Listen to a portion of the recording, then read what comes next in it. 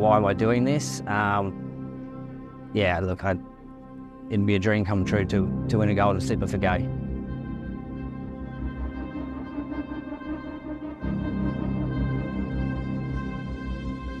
I want to start from the very beginning of your riding journey. How old were you when you first got on a horse? I started riding when I was 16, so obviously racing was in my blood and my family ever since I can remember. It was something that I was always wanted to do and was probably destined to do, but had no ambitions as a kid to ride horses, or I was never around horses because Dad finished riding very early when I was a kid, and from then onwards we had nothing to do with racing other than watching my uncle or going to the local races or something like that. So I never had anything to do with horses. Down towards the 150, Innocent Tassie in front, leads by 2 lengths for Adam Hyeronimus. Race well clear. Over a second was Argyle Jim, Dante's best, but well done Adam Hyeronimus, and Innocent Tassie too good. Tell us about your association with Gai and when that started from a really young age.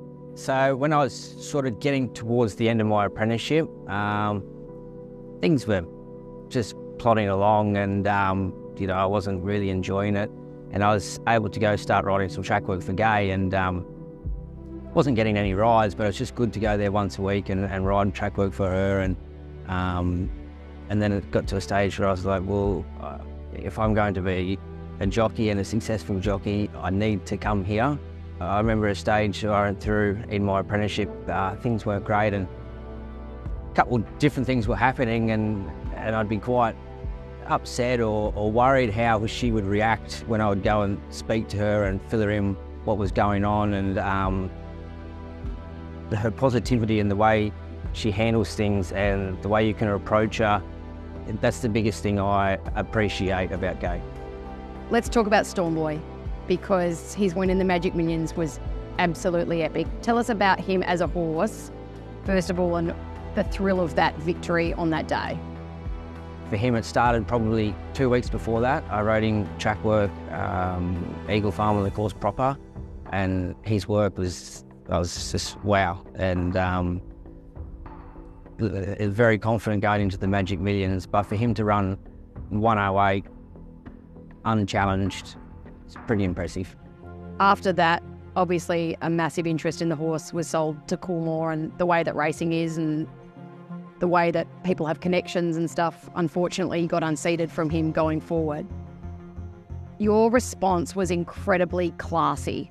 To be in that position to start with, I have to look at it like that, and I was very fortunate to be able to win a Magic Millions. I can happily say that Ryan Moore, James McDonald, they're not going to win the 2024 Magic Millions because I've already won it on Stormboy. So you just have to be have a good perspective on things and life itself, and that's how I've taken it. I'm riding for Gai and Adrian. They've got so many good 2-year-olds. I've been fortunate enough to go down and ride one in the Blue Diamond, and unluckily just got beat, and now I've picked up a good ride on a nice colt in the Golden Slipper. So yeah, going back to the perspective, in May last year, when I hadn't had a ride, if you had said, are you going to ride in the Golden Slipper next year, I'd have been very happy. Tell us about Pross then. He's always been a horse that's shown good ability.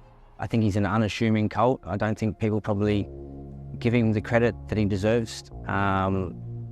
He's very versatile. He has good gate speed. He can settle back, which I think is important going towards the slipper.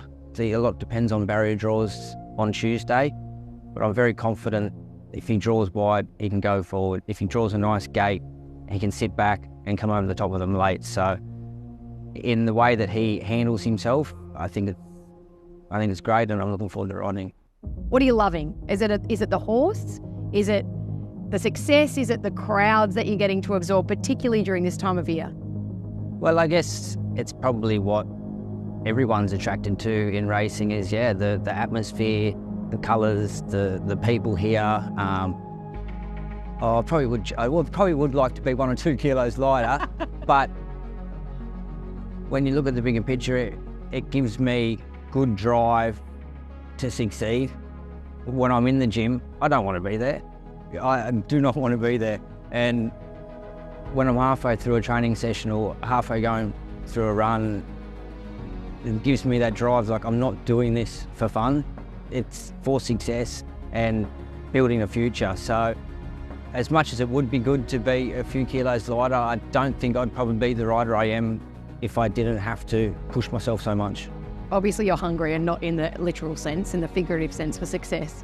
But are you happy? Yeah, I could not be happier with the way things are going. Like I said before, if you'd told me 10 months ago when I had my first ride back at Ipswich, if things were going to go like this, yeah, I wouldn't have believed you. Mate, you should be so incredibly proud of everything that you've achieved in the last 10 months, and wishing you all the best for a massive autumn carnival, and hopefully this colt and the Golden Slipper can get you maybe one back. Thank you.